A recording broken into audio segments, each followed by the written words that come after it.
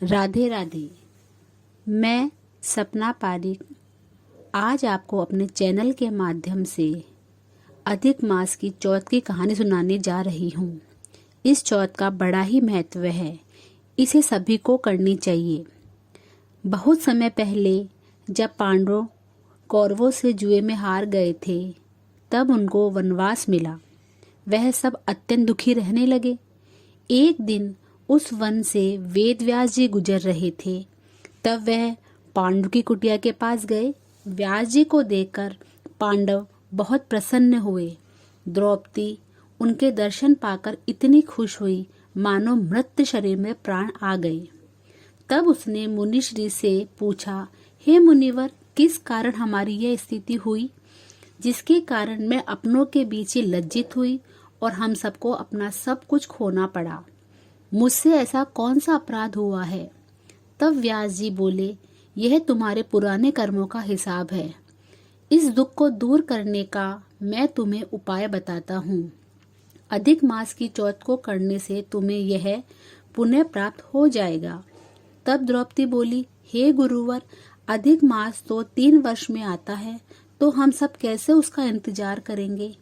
तब उन्होंने कहा कि तुम श्री कृष्ण से प्रार्थना करो, वह तो घट घट की सुनते हैं। तब द्रौपदी ने कृष्ण भगवान को याद कर कहने लगी, हे मुरली मनोहर, हे केशव, आप मेरे इस कष्ट को हरे। कृष्ण भगवान ने उसी समय 2 जेठ कर दिए। तब द्रौपदी बोली, हे केशव, आपने मुझ पर बहुत कृपा की है, अब आप ही मुझे अधिक मास की चौथ की विधि विधान बताइए। तब कृष्ण कहने लगे, बहुत समय पहले एक राजा चित्रसेन तथा उसकी रानी रत्नावली थे। दोनों ही बहुत अच्छे थे। वे दोनों खूब दान पुण्य किया करते थे। सारी प्रजा उनसे बहुत खुश थी, पर अपने वैभव में इतने लीन हो गए कि अधिक मास की चौथ करना भूल गए।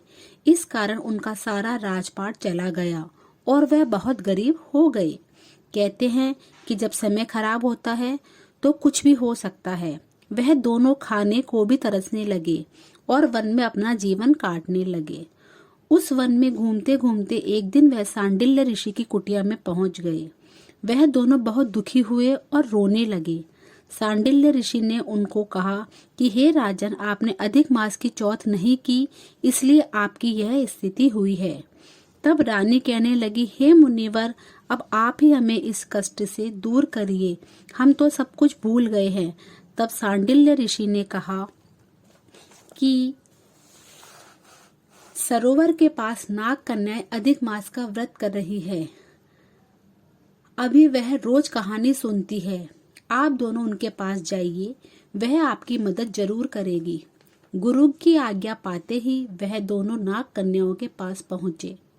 उनकी स्थिति को देखकर उन नाग कन्या को उन पर दया आ गई और वह बोली कि हम आपकी क्या मदद कर सकते हैं।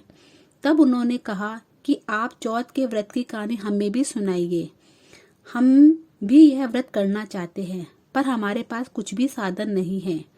तब नाग कन्या भी उनको चौथ की कहानी सुनाने लगी। इस कहानी को सुनने से चौथ माता ने उनको माफ कर दिया और स्वप्न में आकर कहा कि तू तेरे राज को लौट जा, और उनका खोया हुआ सब राजपाट उन्हें लौटा दिया। वह वापस अपने नगर को लौट गए। हे चौथ माता, जिस तरह से आपने द्रौपदी तथा उस राजा रानी के कष्ट को हरा, उसी तरह सभी कहानी सुनने वालों का कष्ट हरे, सभी की सभी मनोकामनाएं पूर्ण करे।